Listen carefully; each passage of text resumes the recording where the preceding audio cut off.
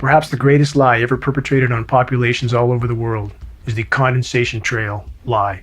What we're seeing in our skies is not condensation. It's sprayed particulate dispersions with very few exceptions. They shouldn't be there. Jet engines burn clean. So if there's anything coming out of them, it's an additive. They're absolutely not contrails. Contrails do not linger, dissipate, and go into cloud coverage, period, in the report. And I kept saying to people, what is this? Because now the sky is no longer blue, it's starting to turn gray. And what I found was kind of like it was not socially acceptable. We're all going to pretend this is not really happening. And I thought, oh, this is very bad. Most are unfamiliar with a science term called global dimming. That term refers to the amount of direct sunlight that no longer reaches the surface of the planet due to light scattering particles that are building up in the atmosphere. And although many of these particles are from industrialized pollution, the larger majority are from the ongoing climate engineering solar radiation management operations.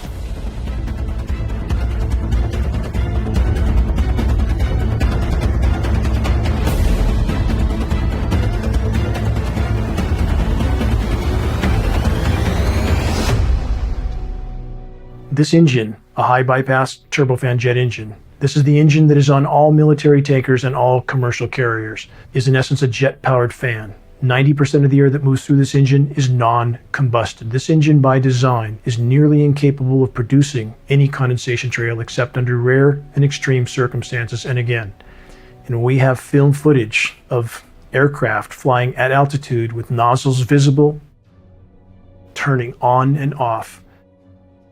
That is the end of the argument. Since even before man could fly, there was an effort to try to modify the weather. We have weather modification patents going back 100 years plus. These are historical films of what can be done with a biplane, a small biplane that carries a very small payload. And that much can be done. How much more can a fully loaded military tanker, KC-10, KC-135, C-17 Globemaster, how much more material can they put in the air? About 500 times more with a single tanker. In regard to the condensation trail narrative, many refer back to the trails left by World War II bombers as proof that we are only seeing condensation trails in our skies. But geoengineeringwatch.org found on military archives film footage, which we posted, of World War II B-17s at altitude turning off a sprayed dispersion. We know that climate engineering was deployed immediately after World War II, so testing was absolutely ongoing. Clearly, these bombers were used for beta testing. Film footage proves it. Weather was a weapon used over Vietnam. Would you expect that to be then deleted from the availability? No. To continue to expand the scientific aspects of it, to have it available in your portfolio of weapons would be a natural process. Therefore, should you expect that it is available on demand to have the ability to modify weather? Absolutely, within this country and others. Climate engineering is the crown jewel of the military-industrial complex. Climate engineering has been used to destabilize and topple nations all over the globe, facilitating military occupations by hostile countries like the US. We know that some of these countries are having their precipitation cut off because they have stated so on the floor of the UN, like the president of Iran stating emphatically that NATO weather modification programs were cutting off the precipitation to Iran, but US media never covered it. We have an economic model operating globally, which is operating based on covert force.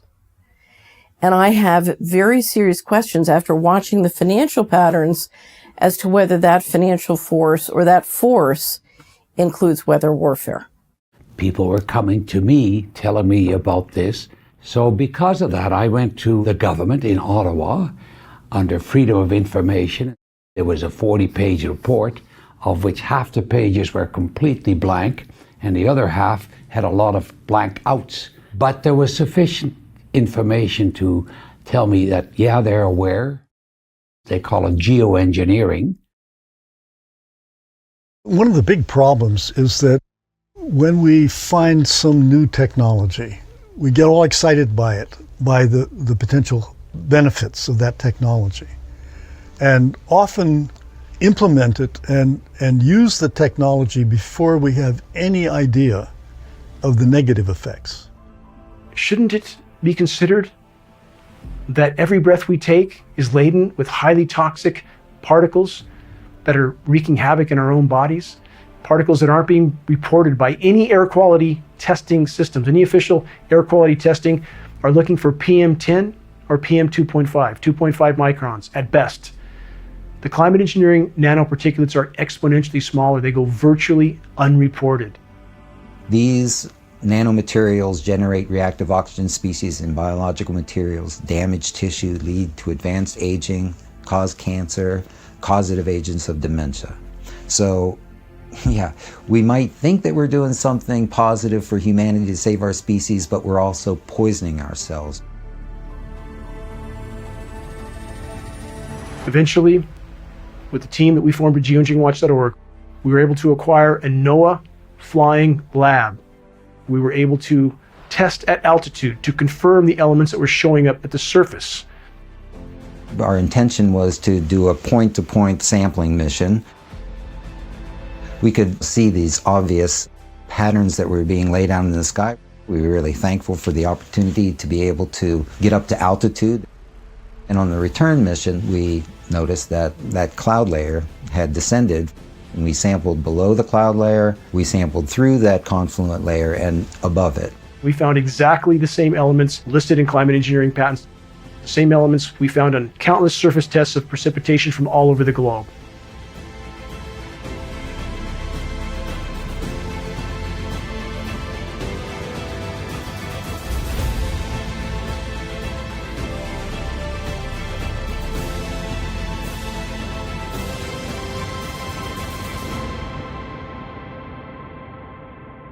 Governments all over the globe and the entire climate science community are telling the population urgently that climate engineering operations, solar radiation management operations need to be immediately deployed to try to mitigate the warming of our planet, to try to preserve what's left of its life support systems. And yet when the public, those that are awake, try to bring to the attention of academia and elected officials that we see climate engineering already being conducted in our skies all over the globe. It's already been deployed. Lab tests prove it. Film footage proves it. Documents prove it. And yet we have the continued denial from the climate science community and official agencies telling us that we're not really seeing what we're seeing in the skies. They tell us if climate engineering were deployed, it would look exactly like what we're seeing in our skies. But then again, they tell us that we're not really seeing what we are actually seeing. The paradox is the more the climate engineers spray the planet, destroy the ozone layer, disrupt the hydrological cycle, and increase the overall warming of the planet, the more they feel they have to ramp these programs up to try to mitigate some of the damage that these programs have done in the first place. That is the true definition of insanity.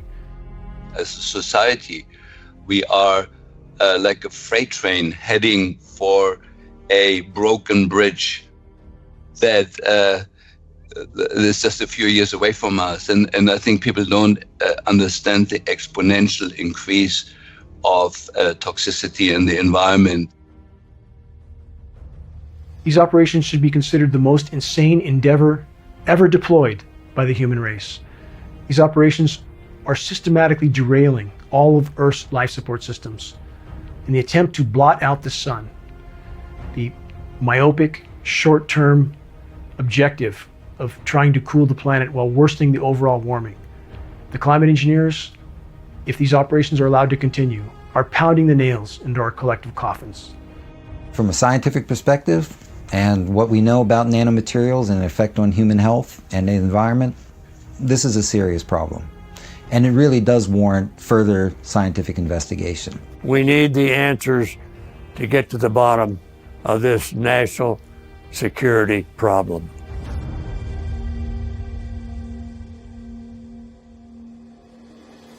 If populations around the globe find out what has been done to them by their governments without their knowledge or their consent, there will be a shockwave around the globe that cannot be contained by the criminal governments that have now taken control of our planet and civilizations all over the world. Just bringing transparency will shift so many things that it will make it extremely difficult, because you cannot manage an entire planet with overt force, only with covert force. If we bring transparency to who it is in the covert force, it shifts everything. Look at your own health and you know what is going on. And if you love your children, join us in fighting what we need to fight. This is a just fight, it's the right fight, it's the right cause. And if the climate engineering operations, which are derailing Earth's life support systems, are not immediately exposed and halted, all other challenges for the human race become moot, because the planet will no longer support life. We are in completely uncharted territory.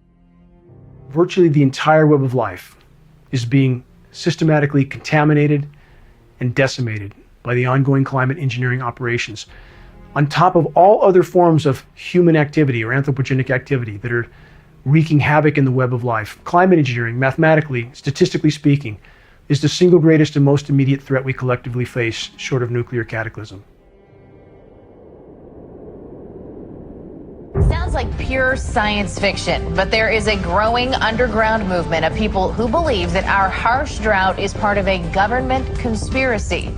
Here, outlandish ideas like weather warfare and climate engineering, in other words, weather control, are accepted as basic fact. Climate engineering is the greatest single assault on the environment ever launched by humanity, without question. Dane Wigginton, lead researcher for Geoengineering Watch, is sounding the alarm. Climate engineering, they say, is to blame for the harshest recorded drought in California history. Dane is used to skeptics. He once was one himself. Talk is cheap for those that haven't investigated. I didn't want to believe this either. His background is in solar power, but he started investigating on his own about a decade ago after becoming suspicious something was partially blocking the sun's energy from reaching his solar home. I grew up in Southern California, choking in a sea of smog. None of the adults around me seemed concerned about the conditions, but for me, life in the toxic murk was intolerable. I have always fully recognized the immense damage being inflicted on the planet by countless forms of human activity. I lectured on anthropogenic global warming. I dreamt of clean air and blue skies. I dreamt of living in untainted wilderness, off the grid. I dreamt of planting trees and watching them grow and thrive. I dreamt of coexisting with the wild inhabitants of the forest. I finally made it to the serene setting I had craved for so long, a remote forested mountaintop in Northern California. But the dream soon turned to a nightmare. When I began to lose significant amounts of my solar power uptake from my off-grid wilderness home, I knew something was radically wrong. We are officially told that the aircraft-emitted trails in our skies that linger, spread, and sometimes cover the entire horizon are just condensation. But the condensation trail narrative is perhaps the greatest lie ever perpetrated on populations all over the world. It is not possible for condensation to block at times 60, 70, even 80% of my solar power uptake. I began to research the issue of geoengineering, aka climate engineering, programs that governments around the globe and in climate science communities have told us are only proposals. Yet, there they were in the skies above me. Even today, we are being told, falsely, by the climate science community that we have one final card to play to try to avert total climate collapse, total planetary meltdown, but this is in fact a lie. Climate engineering, weather modification patents go back more than 100 years, but all available data indicates that programs were first deployed at scale immediately after World War II and deployed over the polar regions in the attempt to increase the size of the polar ice packs and thus try to regulate Earth's temperatures.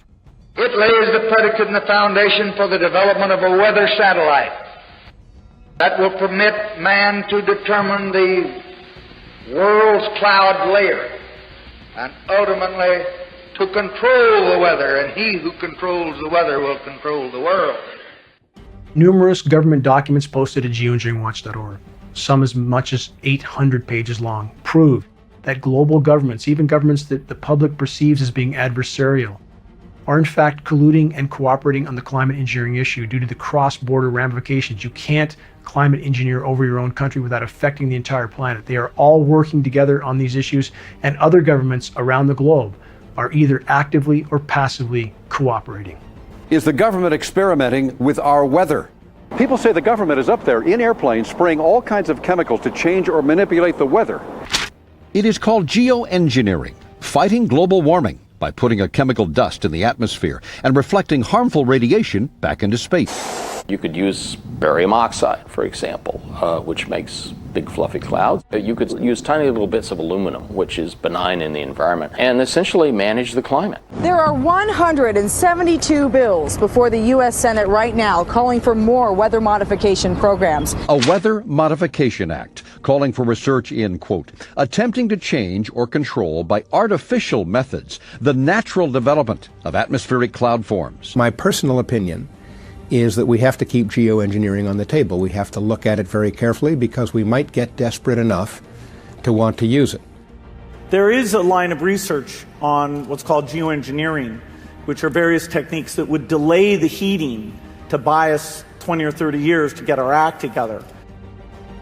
The stated goal of some of the world's most recognized geoengineers, like Dr. David Keith and Dr. Ken Caldera, is to put 10 to 20 million tons of nanoparticulates into global skies annually. That's an inconceivable amount of material. This material is on top of industrialized pollution. Right? This is about how we engineer the planet. It's about the fact, an uncomfortable fact, but it is a fact, that we have the technical ability to do this. They are all fast acting, they are cheap, and they are fundamentally imperfect. And the problems of how you control something where an individual country can have tremendous leverage over the whole planet's climate, and where there are winners and losers in ways that really could be unpredictable. And I mean, not to frighten you, but I think you can imagine scenarios that lead to war. Another example is the array of technologies, often referred to collectively as geoengineering, that potentially could help reverse the warming effects of global climate change. One that has gained my personal attention is stratospheric aerosol injection. There's all sorts of ways you could do this, but the standard idea has always been spray sulfuric acid in the stratosphere 20 kilometers over our head and use that to stop the planet warming up. The example many people cite was when the Mount Pinatubo volcano exploded. And all of this ash went into the air and had a cooling effect on the Earth. And so people have long proposed since the mid-60s that you could artificially add dust to the stratosphere and cool the planet. Not that this would be a good solution for global warming, it would not. But it does show the way we're steadily developing the powers to manipulate the planet with comparative ease. That sulfur in the lower atmosphere is masking some of the climate warming from CO2. So is this the global dimming or something? Yeah. Other leading idea is basically to emulate what big volcanoes do, put material in the stratosphere to reflect sunlight. So the problem is the following. If you add SO2 to the stratosphere, SO2 doesn't condense. So you might want to put alumina in. Alumina has a very high initial refraction. It's very small. It doesn't coagulate. And you could engineer particles that have particular properties. You can get them out of the stratosphere. You can concentrate particles near the poles. Costs are so cheap that the richest people on the planet could perhaps afford to buy an ice age. It's extraordinarily cheap. I knew it was cheap when I found that they were quoting me in tons. It's also true that particles, as they get bigger, fall out a lot faster. We sort of step back and think, okay, well, how would you actually make particles in the stratosphere? This is really engineering now. If it was aerosols in the stratosphere, it would likely be put there by airplanes. Start with a fleet of just 2 or 3 kind of modified business jets. The basic idea is that if you let a plume off in an aircraft by just changing some little details, you can actually get much smaller particle size distributions by doing this kind of spraying. So there are all sorts of side effects. I'll get to them in a second. But if you put sulfuric acid in the stratosphere, for example, you could deplete stratospheric ozone. Smaller size means more surface area, but more surface area means less ozone. Is this stuff in the stratosphere going to be killing some number of people that are going to be sacrificed? It's an obvious concern. So if it kills 1 million people and we're only doing 1% more, we're just killing 10,000 more people. You can do math. Okay. But that's so killing people is not the objective here. So if I made a decision, or if there was a collective decision to do a geoengineering program, and you put, say, the kind of program I think makes more sense to put about 1 million tons a year in, but let's say, You might end up killing many tens of thousands of people a year as a direct result of that decision. And so the only thing that we can do to cool the planet, or that society can do to cool the planet, is deploy these sorts of technologies. And by the way, it's not really a moral hazard. It's more like free riding on our grandkids. And it means there are going to be winners and losers, just like there are winners and losers for CO2, but they're different winners and losers. So this makes the problem, if anything, harder to solve. You've introduced another dimension of complexity into the managing the planet's climate problem. What we're watching financially is a great deal of public policy being promoted on the theory that we have climate change. And yet in that discussion, we never talk about, well, what's all this spraying and how is that involved? Engineering the weather gives you the ability to overcome or prevent droughts. It gives you the ability to inflict them if you don't go along. And the brilliance of inflicting a drought is there's no popular support against you. So this kind of invisible warfare, if it can be done, is very effective, it would seem to me, both positive and negative. Well, imagine if you can predict the weather over long periods of time, how much money you can make. You know, you can trade it. How do you manage money in that world?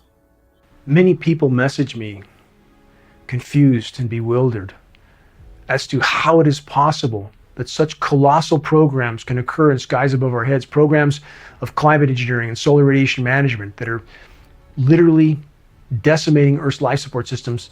And these programs are not being acknowledged by any official source, not being acknowledged by the climate science community that has indeed betrayed the human race and the entire web of life by their denial of the ongoing climate engineering elephant in our skies. And the people that message me are perplexed at how such atrocities can be ongoing for so many decades. And we have still official denial, and we have populations that are all too willing to accept that denial. I began to test for some of the primary elements named in climate engineering solar radiation management patents, starting with aluminum, barium, and strontium.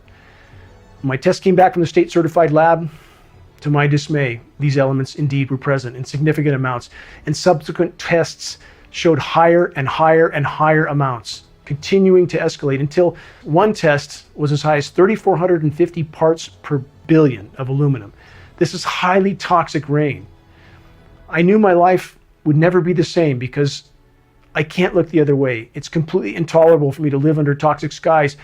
And what about the trees? What about the bats, the bears, the birds, the bees? They have no voice except for us. I began to try to bring this issue to light from that moment on. Initially, few would listen, few would look at the data.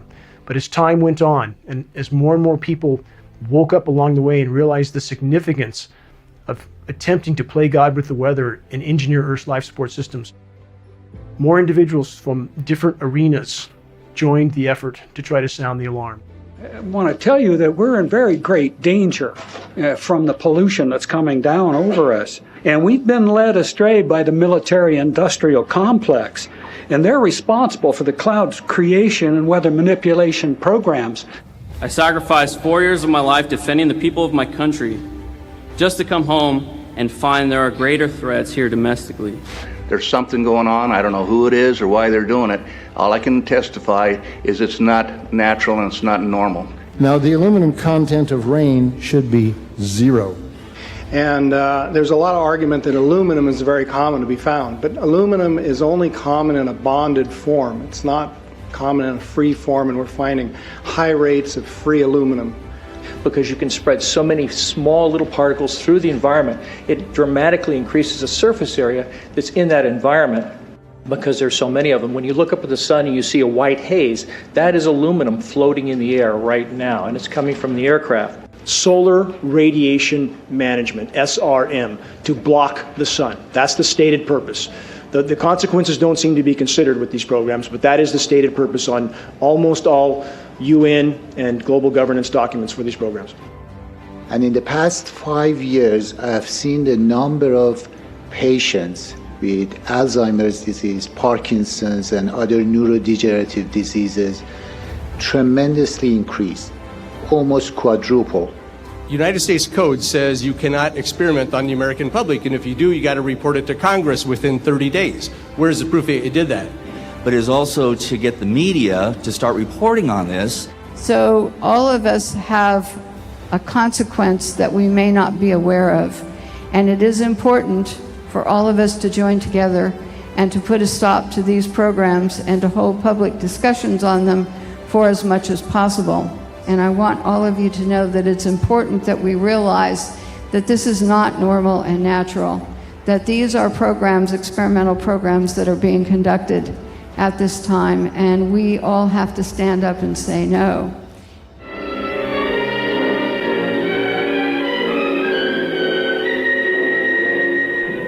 This tank can be used for disseminating all types of agents. Anti-crop spray from aircraft using the Aero X2A has proved very effective in field trials. For larger planes, the Air Force has perfected spray equipment. This B-17 has several spraying nozzles and carries the tank in the bomb bay. I'm Charles Jones, Brigadier General, U.S. Air Force retired. In the years 1953 through 1962, I was stationed in Germany. Then we moved to England in 1959 while assigned to the 42nd Tactical Reconnaissance Squadron with dual missions of electronic countermeasures and weather reconnaissance. We also had the responsibility of reporting jet engine contrails throughout our area of responsibility in Europe, North Africa, the Mediterranean, and Eastern Atlantic. We were responsible for pinpointing the exact altitudes of all jet engine contrails noted within the flying area of responsibility in both the weather and ECM aircraft missions. We became experts on jet engine aircraft contrails and all of their characteristics. Much different from the white aircraft spray trails that consist of scientifically verifiable spraying of aluminum particles and other toxic heavy metals, polymers, and chemical components. These are the long white spray trails that linger and slowly expand into light cloud cover that soon cover entire areas with an overcast, very light cloud cover. We're never going to get to the bottom of climate change until everything is laid on the table about geoengineering and the disasters that it can and is causing. My name is Richard Rolig. I served a career of 34 years in the United States Air Force. I was able to achieve the rank of Major General. I was in the acquisition business, developing new weapon systems, and did lead one major top secret program for 3 years. During the 10 years I worked at Raytheon, the exposure to various programs was limited to what they wanted you to work on. So even though I still had the top secret clearance and certain programs I got exposed to, that was not one of them. That was compartmentalized, as it should be, and unless you had a direct impact or you were personally involved in it, you would not have received that particular clearance. It goes back to around October of 17. I'm residing near an Air Force base here in Tucson, Arizona, Davis-Monthan Air Force Base. Aircraft exiting, doing their flight training, etc.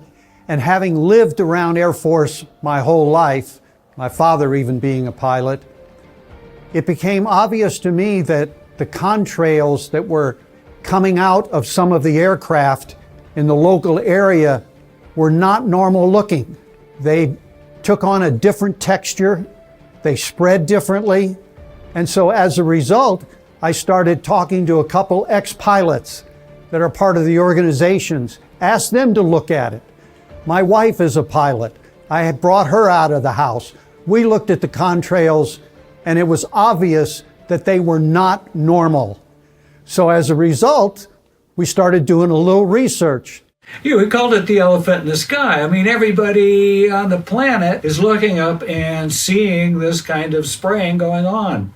I became involved in weather modification analysis due to my background as a weather observer in the United States Air Force. And as I was looking at the jet clouds in the sky, I realized that that's certainly not normal. And so I've been watching these abnormal clouds for a long time. Well, I started to learn about geoengineering just in a very personal way. I decided to leave Washington in 1998. I bought a small property in a farming community in Tennessee, and I still had business in Washington, and so I would drive back and forth between Tennessee and Washington, but I was also driving around the country networking with a variety of people, trying to understand what was going on in the economy.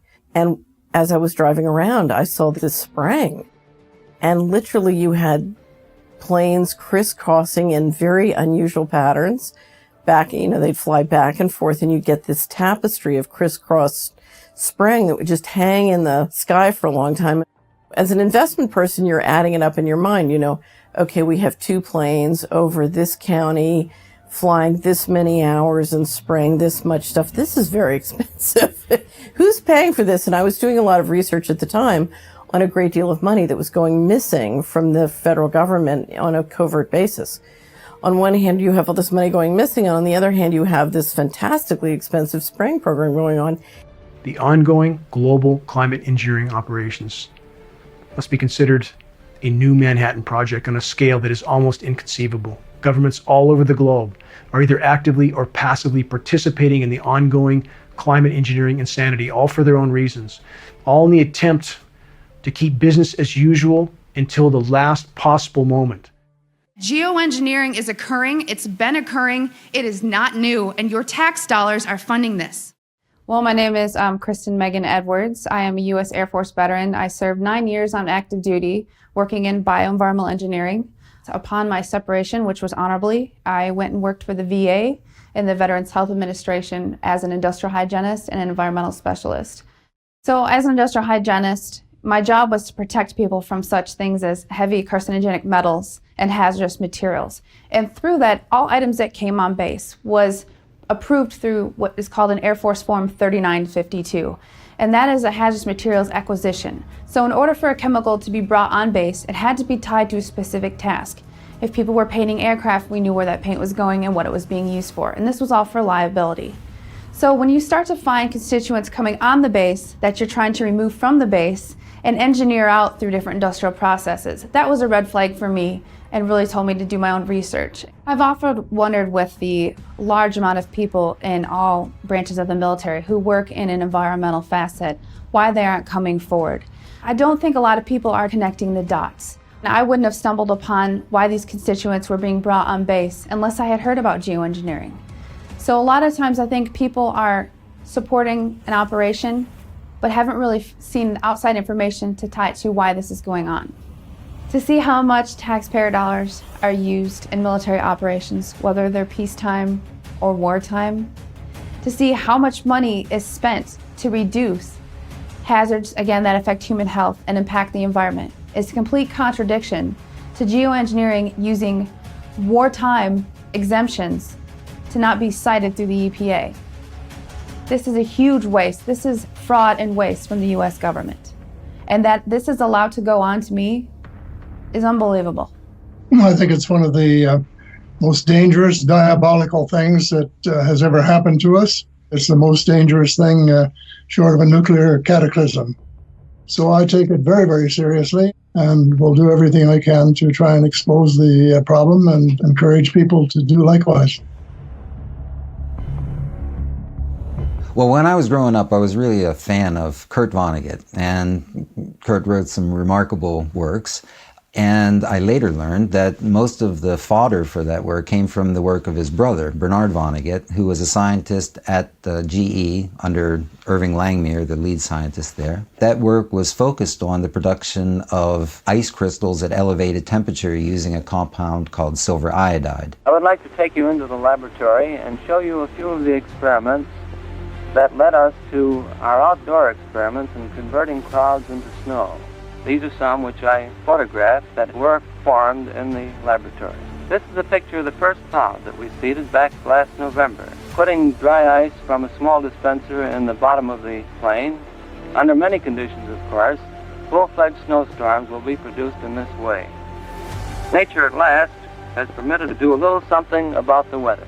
These were something that scientists had worked on and developed through the 1940s, 50s, and 60s. and were likely being deployed even today. The research done by Vonnegut and Langmuir coincided with changes in our sky.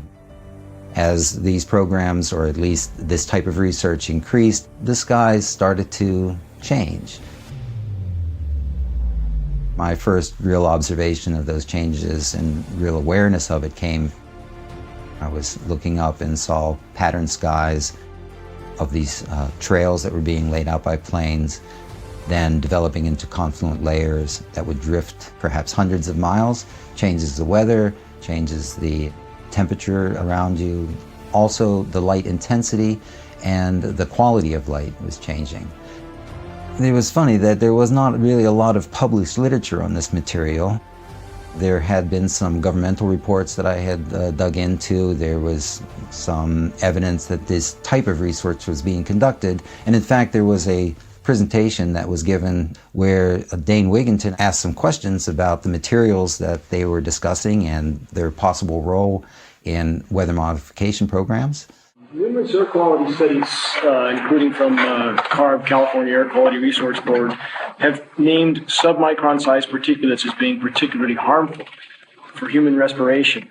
Through all the discussions today, I have not heard any mention of this fallout, and has this been studied, and also the effects of a highly reactive metal like aluminum on toxifying soils and waters? The question is, what would be the effects of these materials on human health if they came down into the stratosphere? In particular, small particles and aluminum.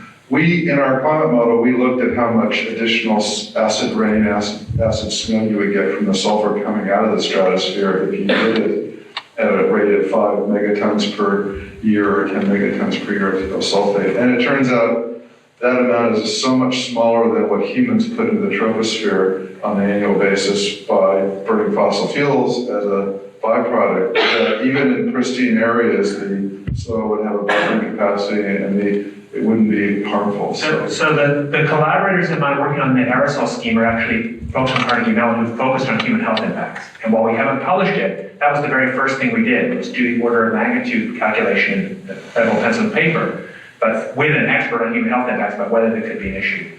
And the answer is no, clear-cut no. So for the numbers of particles burning the stratosphere are so tiny compared to the loadings on human health. There are other things that worry me a lot, like the rain on these particles in the upper troposphere when they might affect high clouds. And for aluminum or other particles, there are a lot of toxicological things that need to get looked at seriously.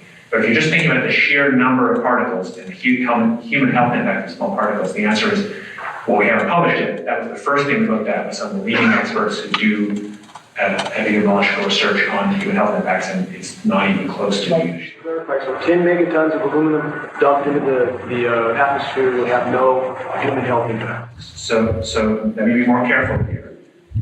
We're separating out the toxicological, but so the aluminum we've only begun to research and publish nothing. The question I was asking was purely about particle number density. So what we did is we said, we looked at some global estimates now we have of aerosol, global estimates that were built for epidemiological purposes of the global loading of aerosols in terms of health impacts. And we said if we added on top of that what we're doing from the stratospheric aerosols, could it have any impact? And the answer is that was totally irrelevant. But that was just on particle number. We haven't done anything serious on alumina, and so there could be something terrible that we'll find tomorrow we haven't looked at. So after I saw that footage, I contacted Dane and I started asking him some questions myself because I was interested in what he knew already. I mean, he was very forthcoming with all types of information. I realized that he had published a lot of material online, and I started perusing that material and found that, he was digging at something where there was, again, a lack of available scientific evidence, and that's where I became quite interested in contributing in any way that I could. I then, working further with Dane, and with great thanks to our contributors, was able to take a number of flights where we could sample through these condensation trails or these confluent layers that had been laid out earlier in the day. So on the first sampling mission, we started at the Baltimore-Washington International Airport. The University of Maryland has a twin-engine Cessna that is a flying laboratory. It has a sampling nozzle at the front of the plane that collects air samples prior to any contact with the plane or the engines or anything behind. Those samples are then taken through a tube, pass through a filter cassette, and these filters are glass fiber filters that are pretty large pore space filters that do effectively capture ground pollution. So PM 2.5, those particle sizes are 2.5 microns, and they've done a really good job of it. But it's not really the proper equipment to completely evaluate the number of particles that might be smaller than that. And we're talking 10 to 100 times smaller than the PM 2.5 particles. But those do capture some of them. And we flew in an air-controlled zone and basically flew big circles trying to get to altitude, but the control towers wouldn't actually allow us to reach the altitude that we needed. They basically want you to pass through that zone.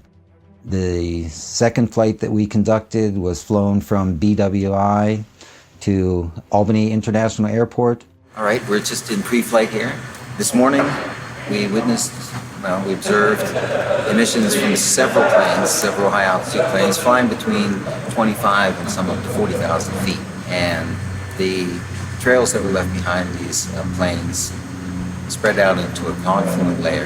And the low angle of the sun in the morning allowed for us to observe the polarizing effects of those particles using simple polarizing lenses.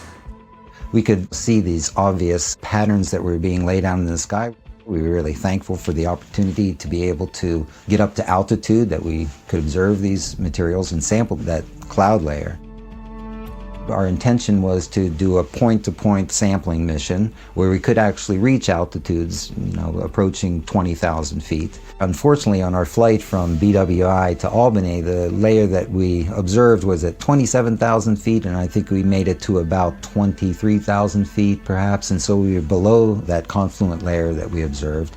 We landed, had lunch, they refueled the plane. We have two blank control samples. One was taken prior to the flight, one was taken after the flight. So we should have, again, two blank samples and actually three samples, one on ascent, one at level flight, and then slight ascent from 17,000 to 21,000, and then changed the filter and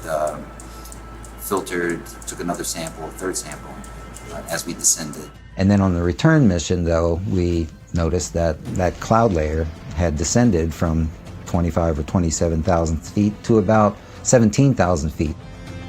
So we could easily reach through that, and we sampled below the cloud layer, and I'm saying cloud, I mean an induced cloud layer. We sampled through that confluent layer and above it.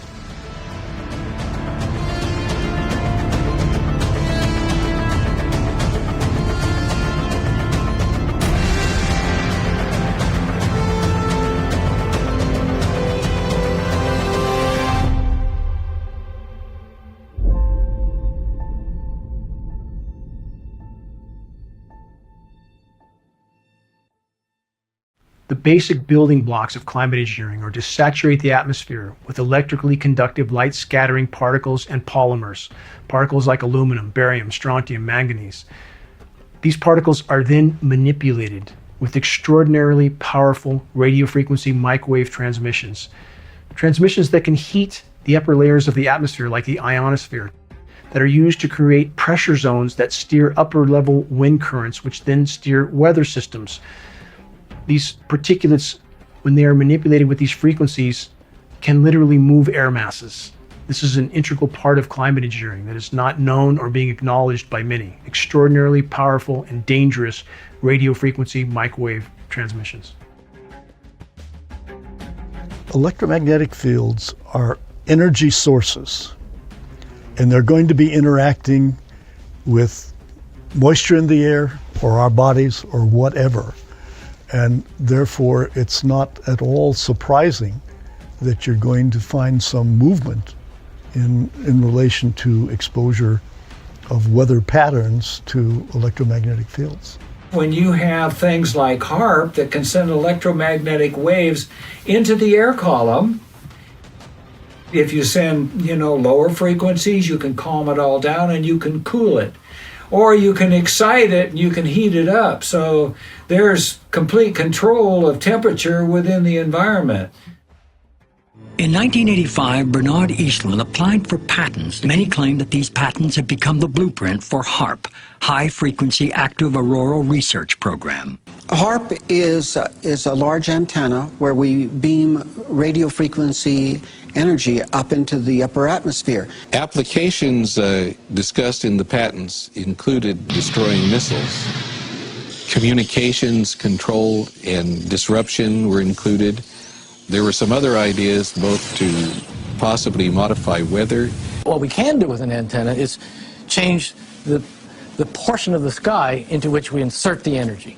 HAARP's combined antennae generate a focused billion-watt high-frequency radio beam, which penetrates the lower ionosphere and interacts with the currents of the auroral electrojet. In certain applications, the military acknowledges that it can literally lift the ionosphere. And what they say is, it's not a problem, it's a short period of time, yet when you lift the ionosphere up, the lower atmosphere rushes in and fills that void, which changes localized weather patterns. At its biggest size suggested, if you beamed it for an hour and a half, that would equal the energy in a hydrogen bomb. HAARP is only one installation of perhaps 100 that are on that scale around the globe. You can create high-pressure domes. In the northern hemisphere, that creates a clockwise spin, just like the pulley. That allows them to steer the upper-level winds into nearly any configuration they wish. So the areas that are under that high-pressure dome fry. They fry. Take a look at that round bubble. Is that not telling? That's a high-pressure dome parked right over the top of us that ensures nothing can flow in. You would never see this meteorologically 20 years ago. Never. When you have two things that have the same mechanism of action, one would expect that their effects would be either additive or more than additive, that being synergistic. So when we're talking about weather patterns, so you have fog, you have water droplets, you have water in the air. When those water droplets are irradiated with microwaves, they're going to do the same thing they do in our body. They're going to generate reactive oxygen species. And when nanoparticles are in that water, they're going to do the same thing they do in our body. They're going to generate reactive oxygen species. So at minimum, one would expect that these effects would be additive, with the possibility that it could be more than additive. And if frequencies do that to particulates, again, what's it doing to us? What's it doing to the web of life? Given anything that's alive has water in it in some form or another, what's happening to us with this? And watch what happens to a flow of water when it's exposed to frequency. Very hard to believe, and when you feel that with particulates, the effect is even more profound. There's a radio frequency transmitter that, based on the signal transmission direction, is isolating precipitation and blocking out a whole section of precipitation. These are one of the radio frequency transmitters, and they're being put up all over the country, all over the world, wherever the grid power will support them. Again, you saw the radio frequency transmission carving out a 90-degree inside corner. That's the overall effect in the end. Completely unnatural. There's not a meteorologist that doesn't know this is going on. No chance. Then he asked this question: can cyclones, can hurricanes be manipulated? The short answer is yes. Project Cirrus. The U.S. military has been engaged in hurricane manipulation programs since at least 1947. And these programs have been ongoing ever since, although the U.S. military denies it. They claim they stopped this research. That is a blatant lie. geoengineeringwatch.org has captured film footage of the radio frequency transmissions being used to manipulate the atmospheric particulates sprayed by climate engineering operations in order to steer and direct hurricanes. They can be manipulated to a degree that few can comprehend. We have NASA satellite images available at geoengineeringwatch.org that show extraordinary atmospheric manipulation off the west coast of Africa, where cyclones in the Atlantic basin originate. There's no theory, there's no hypothesis, there's no conjecture. Cyclone manipulation is absolutely, positively being done. Some of this technology actually came out of the stealth program. Stealth was the idea that you would try to reduce the amount of radar energy that would be reflected off of an aircraft. You could put particles of metal into the paint itself. These particles would then absorb the energy. But if you put that up into the air and then you broadcast a signal that is tuned to the exact frequency that matches the size, and this is the key, all of these particles are the same exact size, so they respond to a specific frequency. So when you transmit this frequency, you can get all those particles to heat up. And if that mass of air has moisture in it, any kind of humidity at all, it all rises and expands. So this is how you can actually generate a weather system. A primary aspect of climate engineering is the climate engineer's ability to manufacture winter weather with patented processes of chemical ice nucleation for weather modification. In doing so, they can seed cloud moisture with what is termed endothermic reacting elements, energy absorbing elements that create a cold, dense layer of air that sinks to the surface of the planet and creates a shallow layer of cold, perhaps a few hundred feet thick, that creates the illusion of winter weather on a planet that's in total meltdown. So the surface temperatures are in fact very cold, sometimes astoundingly cold, but it's a shallow surface layer, manufacturing winter weather events that are then sensationalized by corporate media, dividing the population, again, confusing them as to the true state of the planet and the true temperatures on planet Earth. They have focused oftentimes on particular regions, like in 2014 in Boston on the east coast of the US, creating snowstorm after snowstorm after snowstorm with chemically nucleated moisture and creating sensationalized headlines from that event. 100 million Americans have been hit by a winter storm, packing pretty much everything in the weather arsenal. And convincing much of the population that there was nothing wrong with the climate, that there was in fact record cold in some places, and thus in places where there was record warmth even during winter months, people tend to ignore that. As the planetary warming becomes a runaway event, the chemical ice nucleation elements that have been seeded into cloud moisture reach the surface before freezing. Thus, so-called frozen rain and ice storms are increasingly becoming the norm. How many know of the ice balls showing up on the shores of Lake Michigan, covering beaches, often 75 pounds or more, occurring at times on water that is 40 degrees plus Fahrenheit? How does that happen? From chemical ice nucleation. This is nothing short of winter weather warfare, complete with destructive ice accumulations from the chemical ice nucleation cloud seeding and dangerously slick, snow-like frozen material that contains surfactants. They're used in climate engineering chemical ice nucleation cloud seeding operations in order to reduce particle coagulation, i.e. to keep the climate engineering elements from sticking together and forming larger particulates that would sink faster to the planet, which would not be conducive to the winter weather warfare scenario. The cryosphere, Earth's ice deposits, are melting at a pace that is unprecedented in the geologic past. The true magnitude of the planetary meltdown has been masked by statistical falsification. The climate engineers have attempted to hide this fact from populations. In order to mask the true severity of polar meltdown from populations, the climate engineers have utilized methods of sea surface ice nucleation. The effect of these operations can easily be distinguished on satellite images. The paradox with sea surface ice nucleation is this. The climate engineers are actually putting a lid or a cap on oceans that are already too warm for natural ice nucleation to occur. In doing so, the climate engineers are, in effect, sealing the heat in the oceans, thus increasing the overall heating of the planet.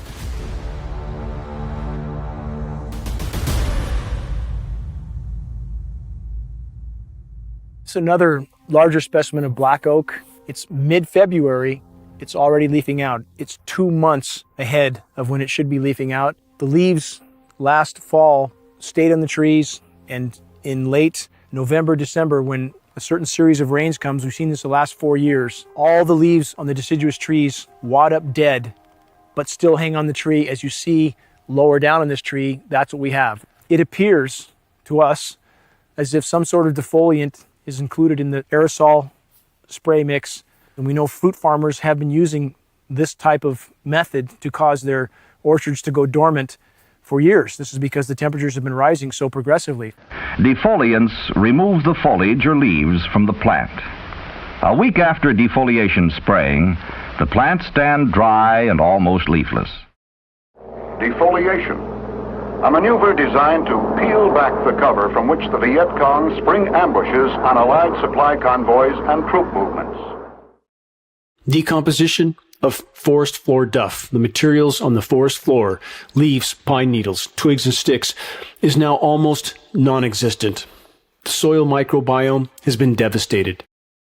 The root systems of trees and forest flora are dying off, just as the crowns of the trees are also dying off.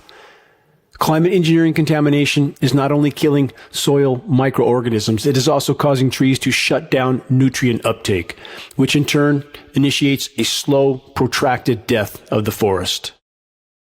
Because of Earth's collapsing ozone layer, intense UV radiation is causing the stomata, the respiratory ports of trees, to shut down. Thus, trees don't respirate. They can't feed.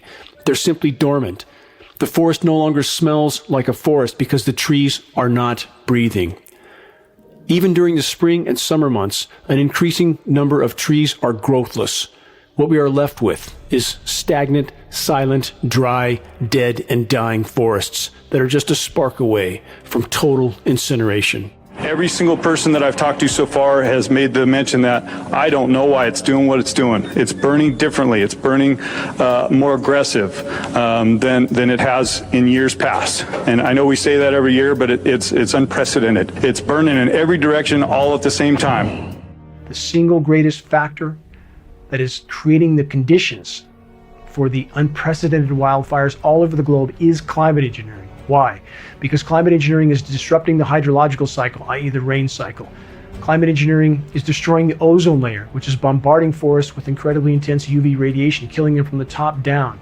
Climate engineering is ionizing the atmosphere, making it more electrically conductive, and this in turn facilitates more dry lightning, igniting yet more fires. Climate engineering is blanketing forest foliage and forest floors with a highly incendiary dust, aluminum nanoparticulates, barium, polymers. This further adds to the flammability of the forest. From every conceivable direction, climate engineering is the single greatest causal factor in regard to the epic forest fires that are consuming forests all over the globe. The equilibrium of our planet has been completely obliterated. And there are now feedback loops that have been triggered, as many as 50. It means once you knock a domino over, that domino knocks over a larger domino and still a larger domino. And the process continues, and that is now occurring on planet Earth. And now we have methane releasing from formerly frozen methane hydrate deposits all over the globe, in Siberian tundra, on the Arctic seafloor. Methane is escaping, rising into the atmosphere, and covering the planet like a layer of glass. Methane over a 10-year time horizon is from 100 to 120 times more potent than CO2 as a greenhouse gas. There's enough methane in these deposits to turn our planet into Venus many times over, and it is releasing now. And climate engineering, in the attempt to mask what is unfolding, has actually further fueled the process. Climate engineering alters upper level wind currents. That in turn alters ocean currents.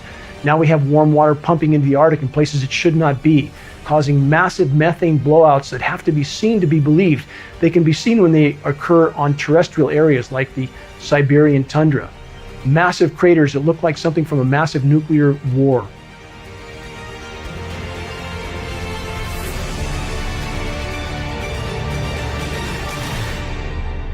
The question is that people should be asking is, if this is going on, why is nobody talking about it? Under the security classifications that a program can have directed upon it, it can keep it in a narrow vein and keep transparency away totally. Absolutely. And the same can be with the contractors and subcontractors that work on the same program.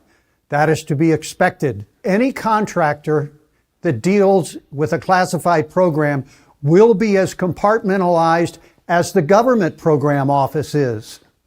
That's the whole purpose. The ground rules are the same. In fact, you can't even bring that home and talk about it with your family or your friends or other work parties that are not also cleared on that specific program, whatever program that is. You only are told what you need to know. And so they assume that most people don't need to know anything, and the rest to only know a little bit, except the people who are pulling the strings. Many ask why environmental groups are not addressing the climate engineering issue. They appear to be more concerned about protecting their 501c3 nonprofit than they are about protecting the environment. Ignoring and obfuscating the truth about verifiable sources of damage to the environment is not protection. This is total betrayal.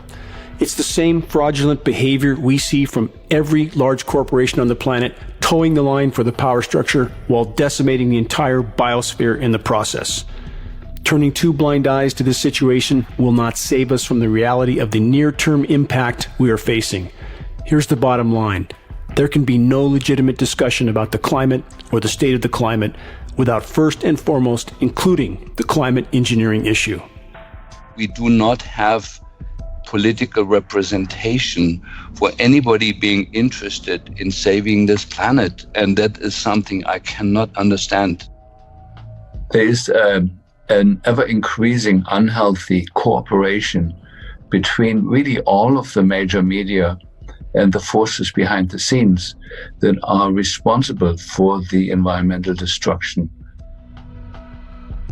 So many people try to deny that these programs could be occurring because they claim if they were occurring, there would be people lining up to blow the whistle.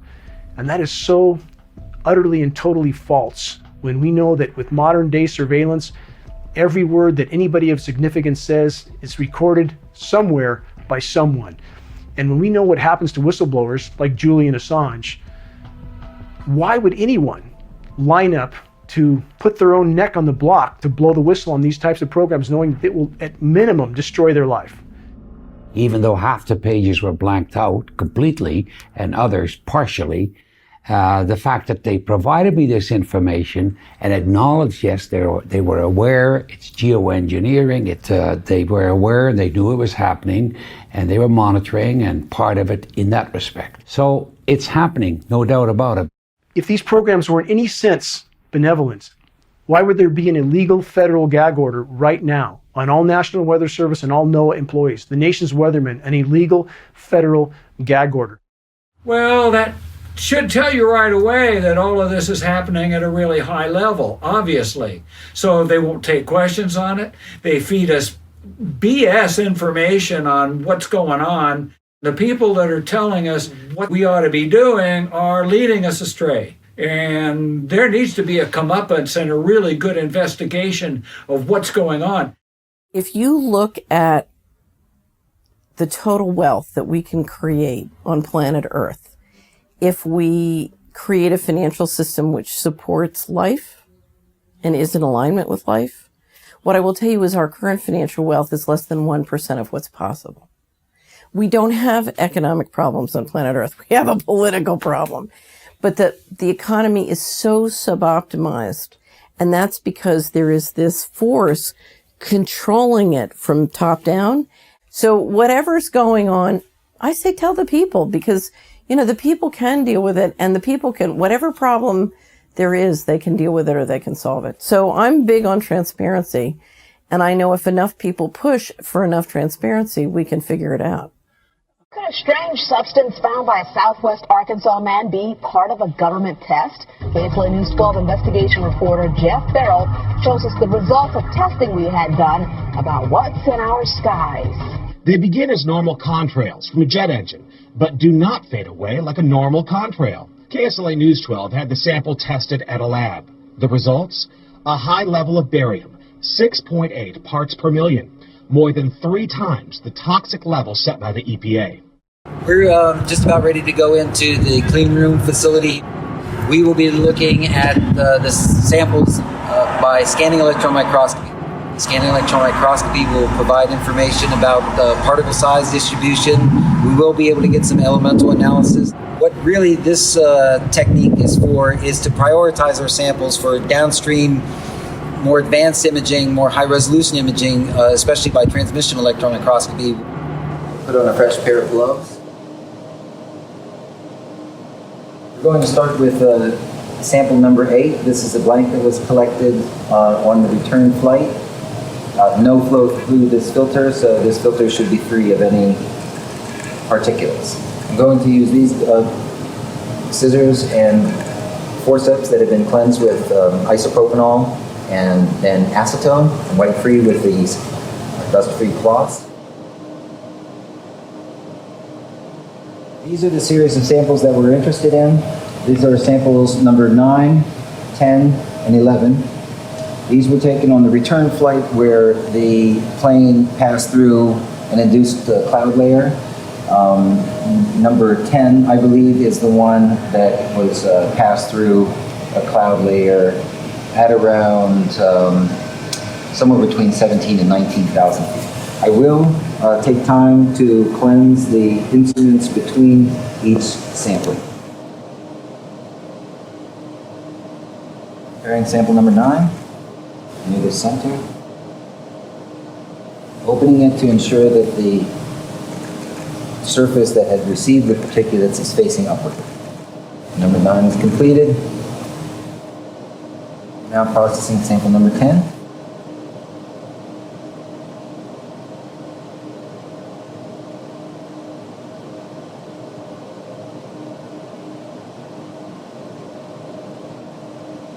One additional sample. This blank sample was taken after the plane landed, and 3 of the samples containing actual airflow particulates had been collected. So we have one prior to the mission and one at the conclusion of the mission. Prior to imaging, these samples are coated with a thin layer of platinum.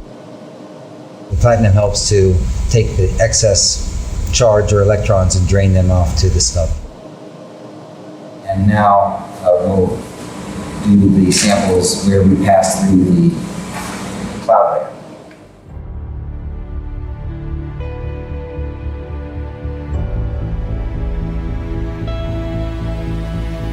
A few little bright particles. This particle here is probably the one that we'll do the most analysis on. So the general image that we're seeing now are the glass fibers from the glass fiber filter itself, and the bright particles or bright areas that we see are areas operating in the so-called backscatter mode of this microscope, collects electrons that are backscattered, especially from metal center compounds. But you can clearly see the lighter and darker contrasted areas there, suggesting that it's an aggregate. Mm-hmm.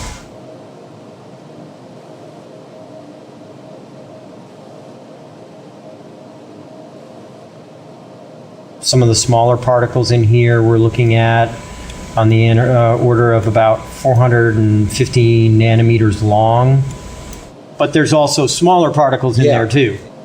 So backscattered electrons, typically the higher the atomic number, the brighter the signal. That being said, what we will do is look for the bright spots and then analyze those. The glass itself does seem to have sodium in it. Looks like aluminum, sodium, silicon, calcium, potassium. Mm-hmm. So the reason that caught my eye is because it's darker than everything else. And it's got lots of small particles in it. Yep.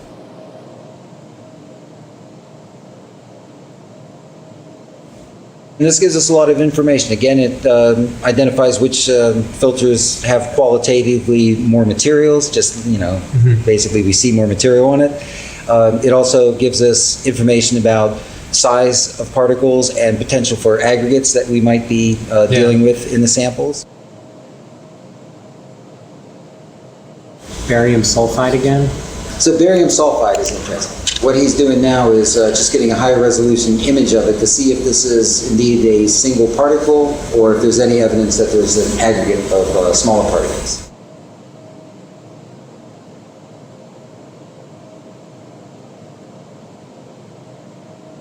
So really the big standout in this one seems to be iron. in this field we have one there, 2, 3, 4. Yeah. And I did analysis on all of them. They all seem to be pretty similar in composition. Yeah. Well, this is definitely made up of much smaller particles. Yeah. So this may be a clump of what you're looking for. We just analyzed 3 different areas. This particle seems to be high in aluminum. It's a large flake, though. And this has some silver, too. Yeah, in terms of now the aluminum signatures that we're getting from the glass fibers themselves, this is much bigger. Much bigger. So look at that. Yeah, that's the aluminum piece. It's easily 3x the silicon. Yep.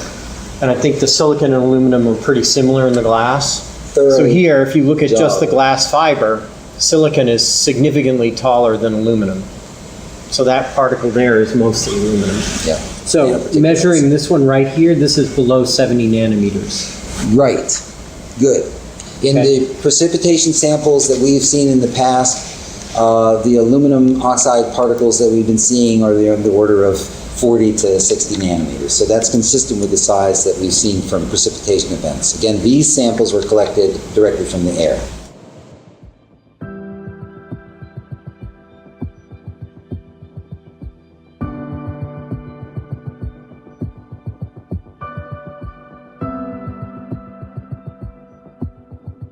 There's not a lot of approaches or instrumentation that you can use to observe these nanomaterials. I mean, again, these are the sizes of viruses. And so really the only equipment or instrumentation that is appropriate for identifying these materials is high-resolution transmission electron microscopy. This allows us not only to determine the size of the particles, we can also determine the composition using a technique called elemental dispersive spectroscopy. It's done within this large microscope. So it will give us information about the morphology of the particles, the composition of the particles, and we can actually see the crystalline spacing, so the spaces of the crystals themselves. So we are talking high resolution microscopic techniques that are really the only way to be able to observe these directly. Morphology is important because the productions of these materials are really of a constrained size range, and we've seen this already in samples that we've analyzed from other sources. American Element produces lots of these nanomaterials, and you can actually purchase them online. The size distribution of these engineered particles are quite homogeneous. Yeah. Ooh, it's like it was aluminum. Aluminum. Now what I've done is tell it to calibrate to the aluminum peak. So now what it's doing is going through each of its process times and each of its gain values and calibrating. Oh man. I can tell you this much. What I'm seeing right now is far superior to the last time I ran that calibration.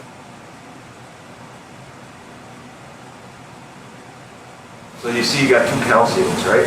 Yeah. All right. K alpha, K beta. All right.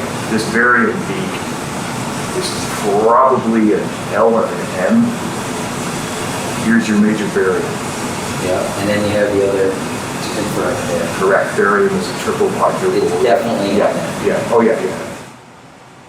The significance of the results is that, to my knowledge, this is the first evidence of nanomaterials collected directly from the emissions of aircrafts. This is the first time that this has been reported or acknowledged. There is aluminum and there is aluminum. So the way the people are involved in the destruction of our beautiful planet, they get away with it is because the crust of the Earth consists of aluminum silicate. Although traces of aluminum may be found in almost any soil, only those clays containing 50 or 60% aluminum ore and known as bauxite are mined for commercial production. And so their argument is always, well, we always had aluminum in the system and our body knows how to deal with it. Well, there is a difference between creating nanoparticles of aluminum which do not exist in nature which is a highly aggressive material that is seeking to chemically react with other things. The chemical process reaches its climax in these huge tanks, where alumina is precipitated out of the ore in caustic solution. Later, the water content is driven off by baking in giant rotary kilns, resulting in this pure snow-white powder known as alumina. An ever-increasing amount of this alumina is being used in chemical processing, in soil conditioners, in abrasives, and many other applications. Aluminum particles are highly reflective and thus serve the stated agendas of the climate engineers, reducing direct sunlight. The nanoparticles of aluminum are also powerful desiccants, absorbing atmospheric moisture, reducing atmospheric relative humidity, derailing and disrupting the entire global hydrological cycle. Nanoparticulates of different materials are produced for lots of different reasons. In fact, they're in cosmetics. Titanium oxide nanoparticles used for sunscreen, zinc oxide. So they're not a new invention. What has happened recently, and again, my knowledge is primarily the medical and health effects studies, is that we've learned to manipulate and create nanoparticles for specific design purposes. We have exploding amount of national laboratory facilities which are researching just the nanomaterials. And it's scary because every single one of them, first of all, is toxic to human body. And second, it absorbs the gigahertz range radiation. Every single nanoparticle absorbs gigahertz radiation. Nanoparticle has nothing to do with the original material where it stems from. So aluminum in nanoform, you can literally explode it. It can be ignited at much, much lower temperature. In this form, another unusual property of aluminum appears. Suspended in a paint vehicle, the powdered particles float to the surface and form a continuous layer of aluminum over the area being covered. This aluminum shield provides protection from weather and reflects light and heat almost as effectively as a solid sheet of aluminum. Aluminum is one of the two metals, iron and aluminum, that exist in a 3+ state. Each plus means lacking an electron. And so aluminum salts are the most electron deficient metal, and with that highly, highly reactive to the proteins inside our cells, which are loaded with electrons. And so aluminum makes very, very strong bonds with the proteins in our cell, which means a protein that has incorporated aluminum becomes a dysfunctional protein that no longer works. We have about 200,000 working proteins in the body. That's what creates your testosterone. That's what creates your insulin. Yeah, this all made by intracellular proteins. And those get contaminated with the aluminum and become highly dysfunctional. No creature has ever been found to utilize aluminum. There is no creature, no virus, no bacteria, no fungus, nothing that thrives on aluminum. It's deadly to all life on Earth. In national defense, as in many other fields, aluminum is everywhere. In the air, on the ground, and on the sea, versatile aluminum serves our fighting men. And this is the thing about the constituents used in geoengineering, is they are similar to items that are going in ground operations. So whether you're sanding aircraft parts that contain strontium chromate, changing brake pads, working around barium, bending aluminum metals for different aircraft parts, this could all be explained as to their exposures. But the question is, those that don't work in those areas that are showing these symptoms, where's it coming from?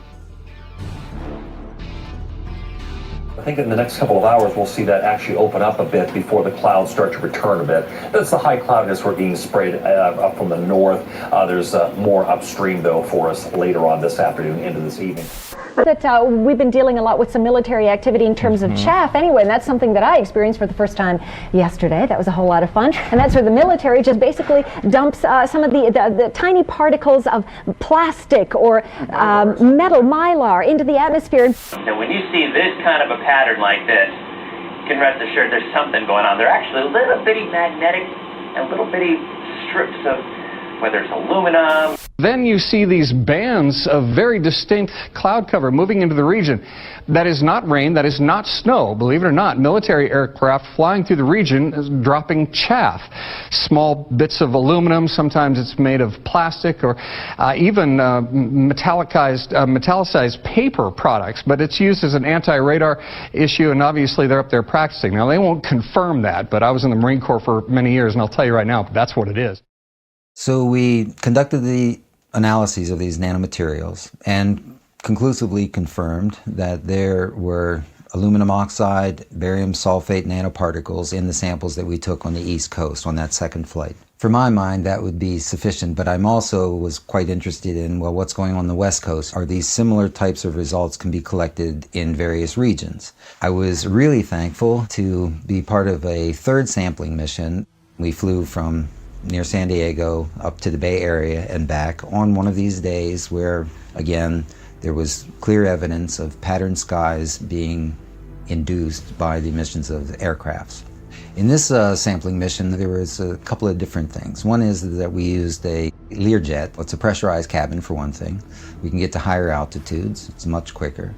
And we used instrumentation that was appropriate for smaller particulates. We had instruments to monitor the air quality in real time. We had 2 particle meters on board, one that measured PM 2.5, so that would be relatively large particles that we're normally concerned about, these respirable particles that get into our lungs. But we also had on board a particle meter that went down to 20 nanometers. So that meter, combined with the larger particle meter, gave us a full assessment of materials ranging from 20 nanometers up to 2.5 microns. Our filters that we use were 0.1 micron, so that's 100 nanometer pore size. That would capture many more of the nanomaterials that were being released. What we're breathing in pressurized cabins is actually air from the outside. It's being taken in front of the engines. Some of the airstream goes into the engine to feed the combustion process, and then bleed air then off of that is taken directly from the outside, pressurized, and then is used to pressurize the cabin.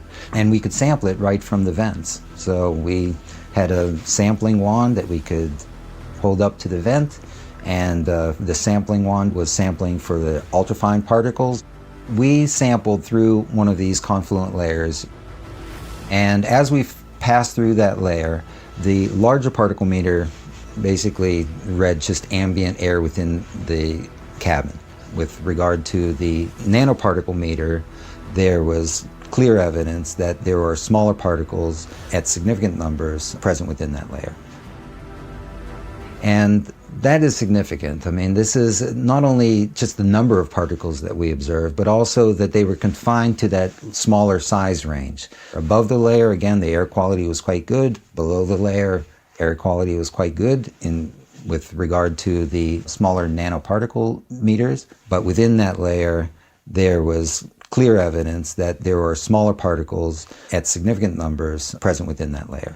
It has significance because this emerging condition known as aerotoxic syndrome, where airline attendants, pilots, people are becoming allergic to their own aircrafts. There really hasn't been identified any known cause of this phenomenon, but nanoparticles of that type can cause things like allergic reactions, these same symptoms that are being experienced by all of these people in the airline industry now.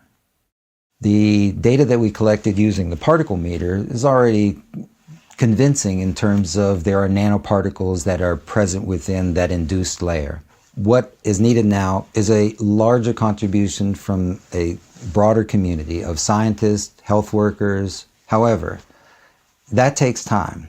And in my opinion, we don't have that kind of time. These materials will reside in our children for their entire life, however long or short that might be. So we don't really have time to say, oh, more research is needed, although it is needed, but not at the same time as we continue to disperse these materials and affect our human population.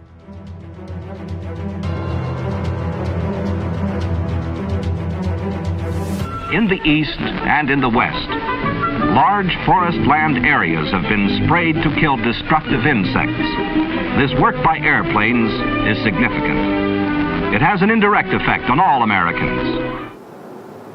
Here's one to keep track of over here. Notice it didn't have anything coming out of it. Yeah, he just turned on. Just turned on his spray.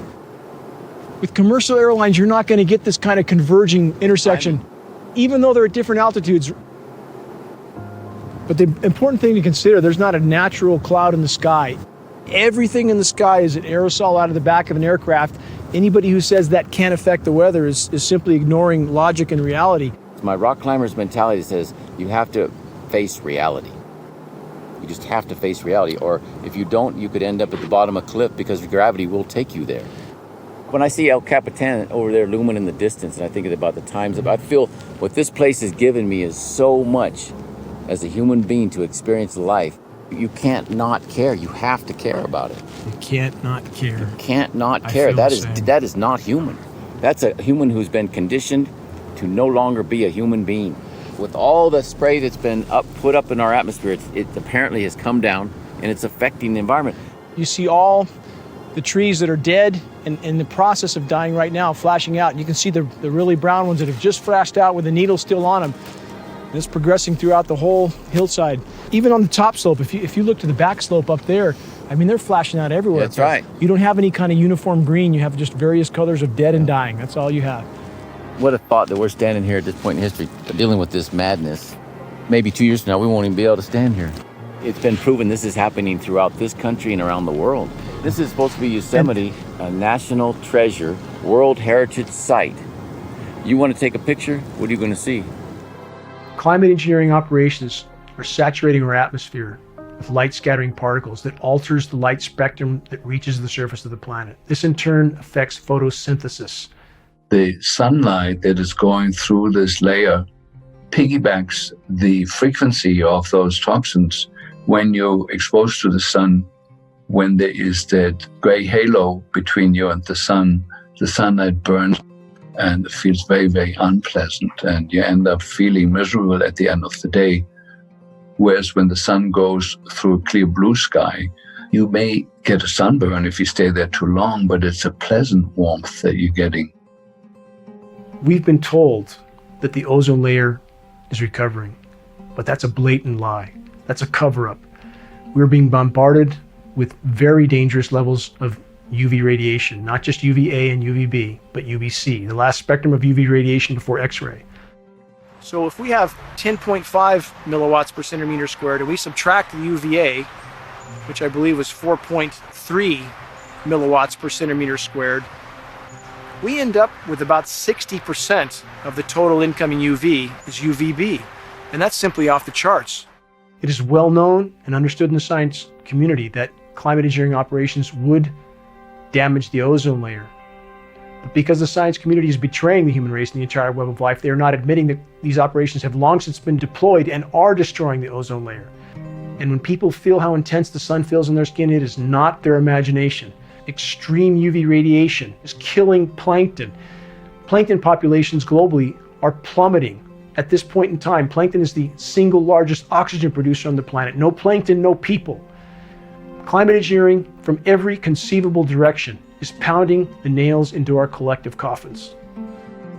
In order to try to understand what was going on with the bombardment of nanoparticles, I decided to test lichens. Now, environmentally, lichens only get their nutrients and energy from the air and from rain. I tested and found that the most common element found was aluminum. There are a number of things that happen with aluminum saturation.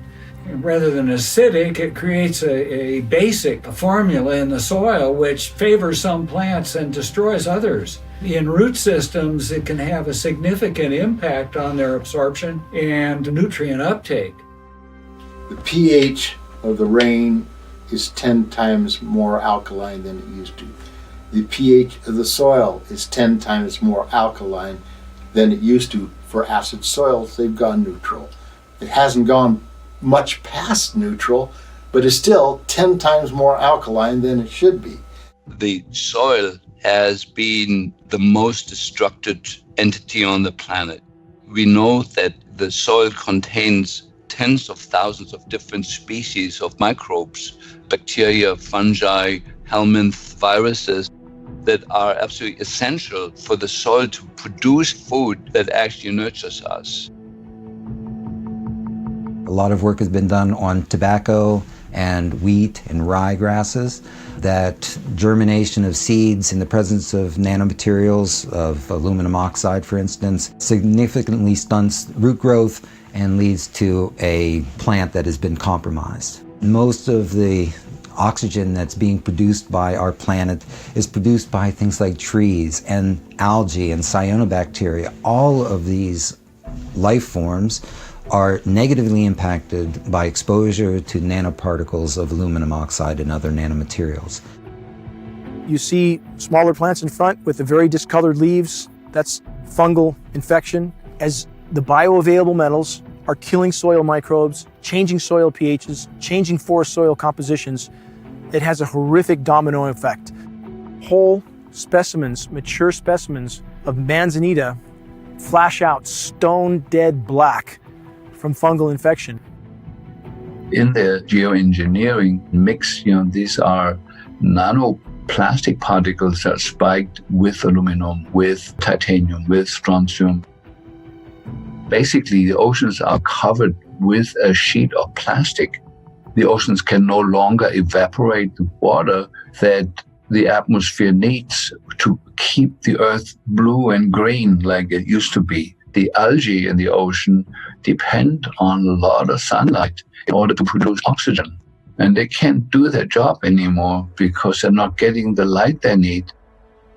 In the last 2 or 3 years, ever increasing articles about nanoplastics appearing in chicken, in fruit, in vegetables, and also in our human body. Every animal that we eat now is full of these nanoplastic particles. And these are certainly not animals that have swum in the ocean. These are land-based animals. They've never eaten a plastic bag, and yet they're accumulating these nanoparticles. And the only possible source of that is the air that they breathe.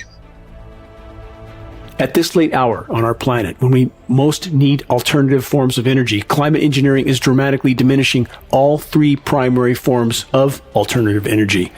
Climate engineering is disrupting the hydrological cycle, i.e. the rain cycle, causing protracted droughts all over the world, which is dramatically reducing hydropower production.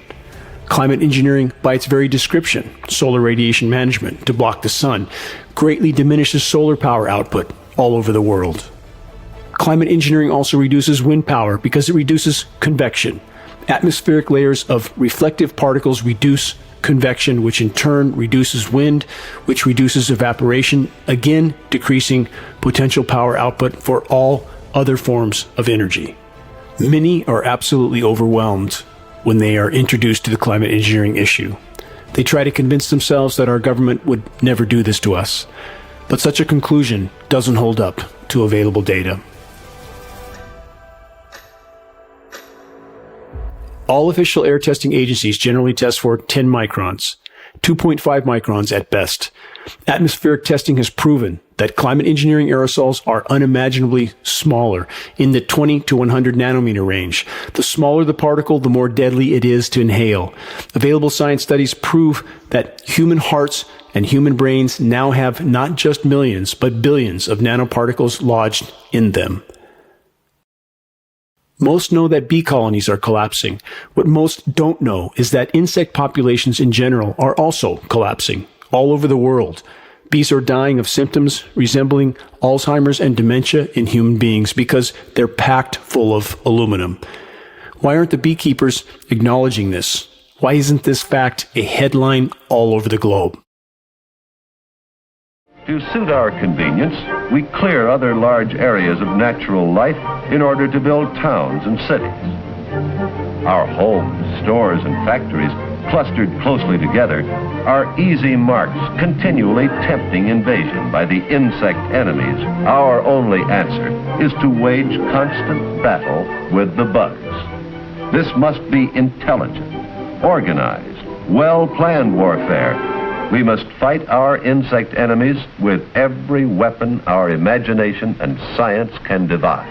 Chemical warfare is quick death to our enemies, whether used on a small scale or on a large scale. Vast areas can be treated in a short time, an outstanding advantage in our warfare against the insects. What's it like for an insect to be poisoned by a crop-dusting aircraft? Don't we all know? Is there any difference whatsoever between crop-dusting insects and the global climate engineering spray operations that have long since contaminated our entire planet and every breath we take? How can we avoid this? Answer, we can't. You can make very high quality, and do this in just a jet in a very simple way, make high quality aluminum particles just by spraying aluminum vapor out, which oxidizes. And implementation decisions will be risk to risk decisions. The risk of doing it against the risk of not doing it. It's very good to have research on new applications of technology that are beneficial, but it should be balanced at the same time it's developed with the study of the adverse effects, if there are any. Now, as it happens, the Air Force conducted a study starting in 1993. It was called In Vitro Toxicity of Aluminum Nanoparticles in Rat Alveolar Macrophages. That's a real fancy way of saying testing the effect of aluminum nanoparticles on the white blood cells in the little air sacs in your lung, the alveoli. And what they found in this 8-year study was that these particles, when you're exposed to them long enough, it suppresses the ability of your white blood cells to defend you from airborne infections coming into your lungs. And so essentially by breathing this material in, your immune system is dramatically suppressed. If we can't breathe, if we can't inhale without sucking up highly toxic, bioavailable, bioaccumulative particulates that lodge in our systems like a plaque, elements like aluminum, barium, strontium, elements that are highly toxic in and of themselves, but when combined become exponentially more toxic. 70% of nanoparticles that are already within us are introduced to our systems through just respiration. So we breathe them into our nose, the ethmoidal sinuses then collect them, they can migrate to our frontal lobe through the olfactory nerve, and there they can generate reactive oxygen species and cause brain damages of different type. Everything we know at present suggests that generation of reactive oxygen species is the cause of aging, cause of almost every disease that we know. Certainly dementia, but other diseases as well. A lot of the nanoparticles, not all of them, but a lot of them have metal ions. Metal ions are potent generators of reactive oxygen species.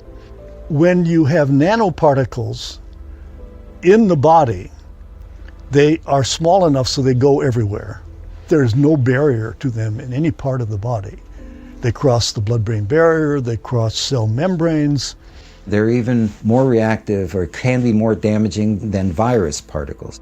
We have natural defenses against viruses. We have no natural defenses against nanomaterials. And again, they never leave our system. They don't die. They're not cleared. We don't produce antibodies against them. So we are exposing humanity to a class of materials that will continue to damage biological tissue for the lifetime of that organism. The Japanese developed a blood washing method called apheresis that was used for reducing cholesterol and fats from the blood.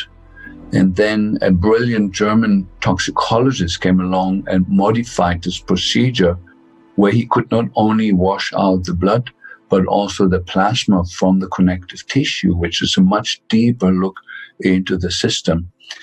The entire blood volume and plasma volume is put through a filter system several times and filters out anything that's toxic. And with this method, it's the first time you can actually measure body burden, or how much is in the entire body.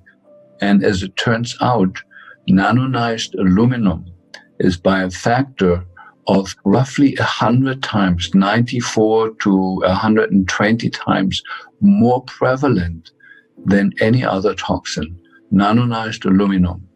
And we know that we absorb aluminum very poorly by eating it. That cannot be the possible route how we get toxic. The only way that we can get these high levels of aluminum is through inhalation or through injection. This was a big wake-up call. To let the evolvement of a program impact my grandchildren, even my children, not necessarily the immediate years for myself, is a very personal concern to know how it will flow down through the elements of the family. I often find that those who question actions of the government often don't want to get involved until it directly affects them. If you look up into the sky, this is directly affecting you. If you have a family, your children, your wife, your husband, your extended family members, your animals, this is directly affecting all of us. How can so many claim that governments and militaries around the world would not spray chemical and biological agents on populations when there are literally hundreds of historically documented cases of such operations occurring in recent decades? Many biological warfare experiments were officially used to test the range and dispersal patterns of aerosol, particulates, and biological agents. In the United States alone, by 1977, 239 open-air biological tests had been conducted over unknowing U.S. populations. Tests were conducted throughout the 20th century, many of which took place concurrently with the covert ramp-up of climate engineering operations. We are expected to believe that this experimentation was benign and not connected to the climate engineering operations, just as is the case with the ever-increasing exposure to microwave transmissions all over the world. Many of what we are told are only cellular communication towers have power supply inputs that are 10 times larger than what is needed for communications purposes. The compounding synergistic toxicity of these operations is accumulating inside all of us. What makes us sensitive to Wi-Fi and to the electromagnetic radiation in general is the metals in our body. And we never used to have aluminum in our mitochondria. The aluminum in our mitochondria makes the inside of the mitochondria resonant with Wi-Fi, and they start heating up, and it starts destroying the mitochondrial DNA at a very, very rapid rate. And so it's really the synergy of the metals dispersed in our body and the Wi-Fi making our body a resonant antenna with the Wi-Fi environment. And of course, you know, we're going now from 3 or 4G to 5G with the ever increasing amplitude of energy that's delivered into our systems. This is one of those life or death choices. But we're not just talking about my life or your life. We're talking about something that is killing the fundamental living system on the planet. We are bathed now in a soup that is comprised of nanonized aluminum. Glyphosate forms 6 different salts with aluminum and works as a carrier to carry the aluminum deep into our brains. And the only other missing thing there was to open the cell walls, open the blood-brain barrier, is the ever-increasing exposure to radio waves. Half of the people listening to this talk will die with or of dementia. And the main cause of dementia is the nanonized aluminum particles. There's somebody behind the scene orchestrating that with the perfect understanding of the human condition and of toxicology, and brought the 3 things together that will, in a very, very rapid period of time, we're talking 6-7 years from here on, cause major destruction of the human nervous system that could be stopped at a switch we could have a clean world tomorrow.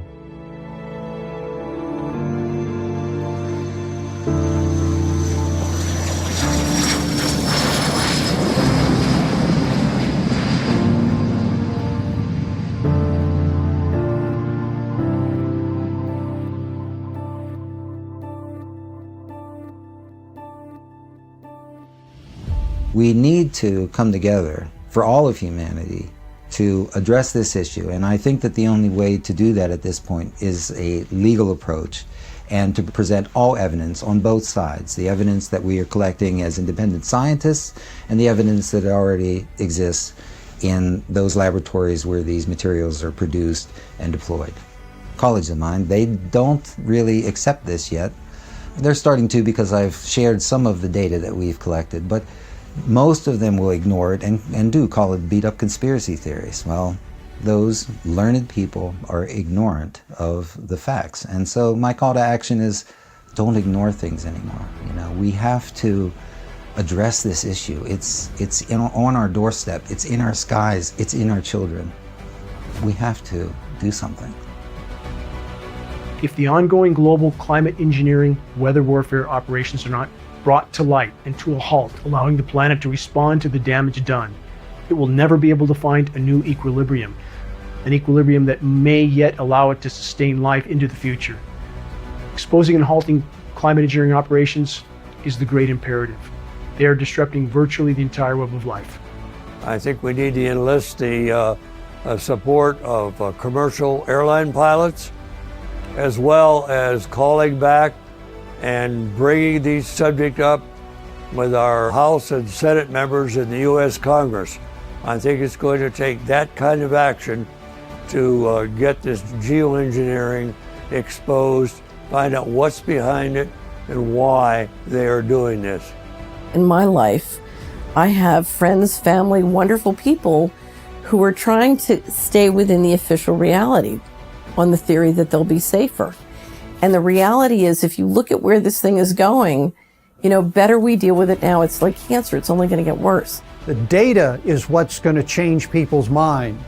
So you need to be able to draw it out, get the reports available, and get publicity on what the conclusions are so that people believe it. It's not just someone raising a subject that has no validity. It's based on scientific data that demands changes. We've gotten to the point where the mystery is so expensive, spiritually, psychologically, financially, legally, you know, that the time has come to say is, you know, who's really doing this and why are they behaving this way? And I often wonder, do any of those people, you know, behind the scenes, fearing reprisal, are they looking into this? There is data out there. Who's going to bring it forward? We are rapidly running out of time to take care of this problem. That's what makes it so critical. Yeah, and I can only hope that in my lifetime, we'll have a resolution of this and we can fix it. I'd really like to see the planet stay, the life on the planet stay anyway.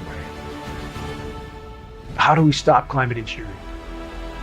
I'm asked this question so often. The only way forward in this fight, the only way we can expose and halt climate engineering is from the inside out.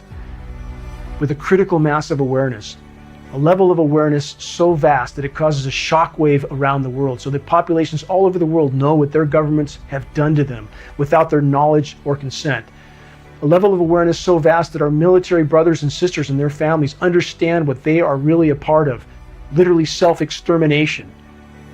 We must reach a critical mass of awareness. It is the only way we can expose and halt climate engineering processes, and this effort will take all of us. You cannot change anything when you are dead. When you are dead, it's all is gone. So as long as you are alive, do something, I would say. I do trust human ingenuity and human intelligence, and I think we still have a chance, but things are far more serious than the general public is aware of. The song is going to be over very soon if you don't turn things around. We have a system full of great pain and great suffering and great poverty, and, you know, people sort of walking around in the dark playing bumper cars. It doesn't have to be. And so part of what has me so optimistic is I know what's possible. I know that what we have now is tiny compared to what's possible. So now's the time to figure out what's going on and why. Now, our only chance is to stop interfering with Earth's life support systems, to expose and halt climate engineering once and for all. Allow the planet to respond to the damage done to it on its own. Climate engineering is not a cure. Climate engineering is a curse, even worse than the disease it claims to treat. Time is not on our side. The sand in the hourglass is running out at blinding speed. Please, make your voice heard. Make every day count.